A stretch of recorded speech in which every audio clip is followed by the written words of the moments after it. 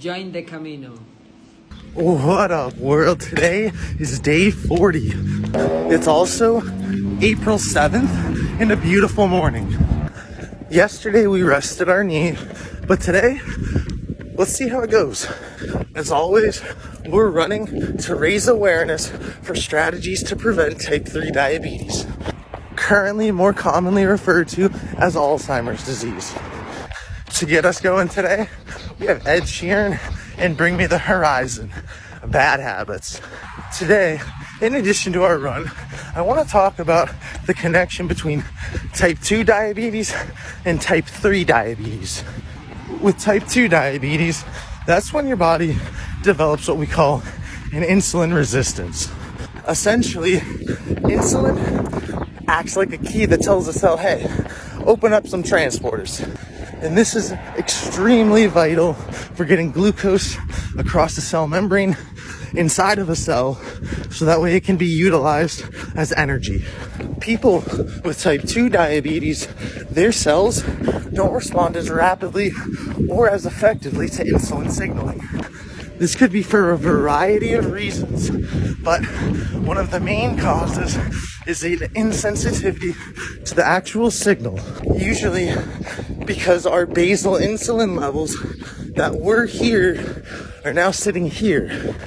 So our cells, their signaling mechanisms are all out of whack. There's a dysfunction that happens at the level of the insulin growth factor receptor and the insulin-like growth factor. In a neuron, if this specific cell type starts to develop an insulin sensitivity issue, you can get a whole host of downstream signaling cascade effects.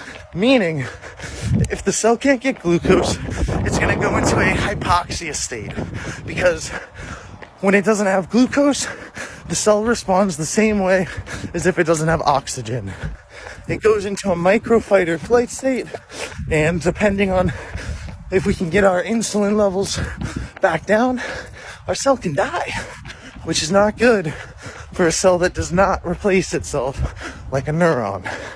The only place in our body, specifically in our neurons or our brain, that can generate new neurons is called the hippocampus. And in Alzheimer's disease, this is one of the first regions of the brain to actually atrophy. And it has to do with the fact of how highly metabolic this region is. So if a cell can't get glucose, it's going to die. And if that cell happens to be in an area called the hippocampus, once it dies, you're not going to have neurons there to replace it. You're not going to get compensation.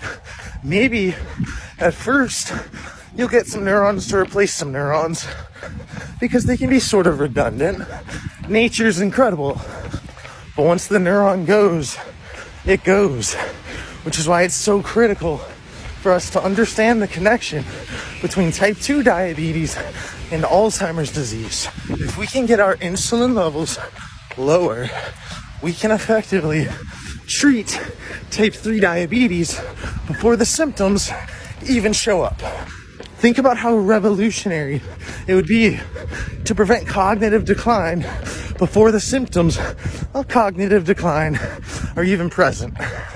That's our mission at Mindful Diabetes Incorporated.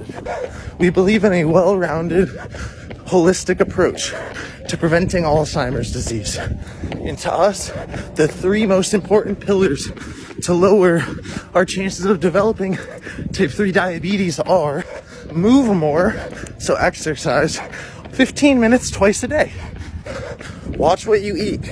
Eat less foods that are processed, more foods that are just naturally abundant in nature.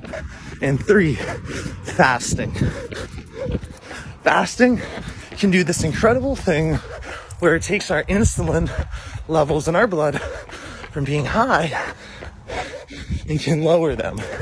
This can help our cells become more sensitized to insulin signaling, meaning that instead of us having to inject ourselves with insulin, our body will effectively start to respond to our own insulin signaling again.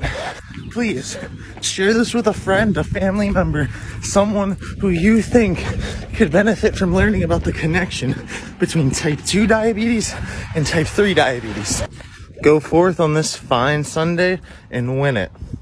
Let's prevent type 3 diabetes together. And as my good friend says,